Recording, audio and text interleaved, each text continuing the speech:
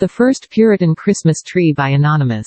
Mrs. Alcott called her boys, and bade them go to the pine woods and get the finest, handsomest young hemlock tree that they could find. Get one that is straight and tall, with well-bowed branches on it, and put it where you can draw it under the wood shed after dark, she added.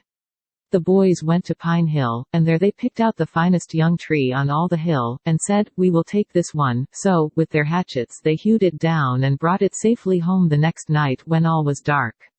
And when Roger was quietly sleeping in the adjoining room, they dragged the tree into the kitchen. It was too tall, so they took it out again and cut it off 2 or 3 feet at the base.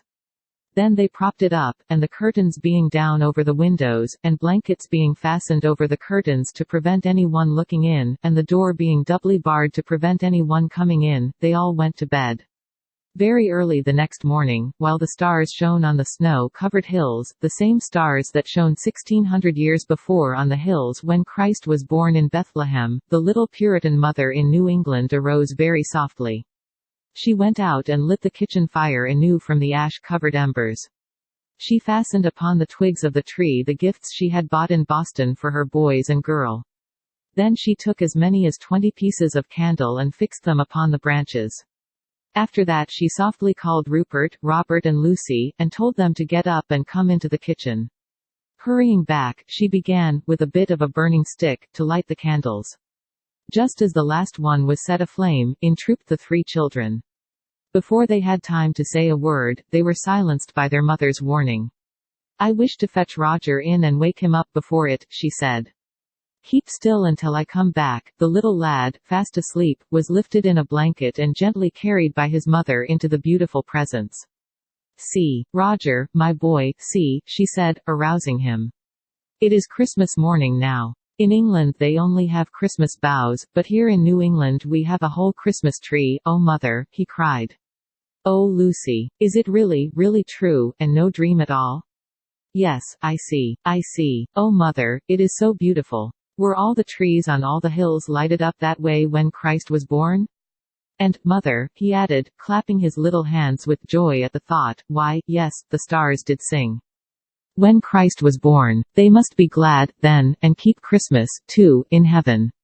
I know they must, and there will be good times there." "Yes," said his mother, "there will be good times there, Roger." "Then," said the boy, "I shan't mind going, now that I've seen the Christmas bough." What is that, mother? What was it that they heard?" The little Alcott home had never before seemed to tremble so. There were taps at the window, there were knocks at the door, and it was as yet scarcely the break of day. There were voices also, shouting something to somebody. "Shall I put out the candles, mother?" whispered Robert. "What will they do to us for having the tree? I wish we hadn't it," regretted Rupert, while Lucy clung to her mother's gown and shrieked with all her strength. "It's Indians." Pale and white and still, ready to meet her fate, stood Mrs. Alcott, until, out of the knocking and the tapping at her door, her heart caught a sound.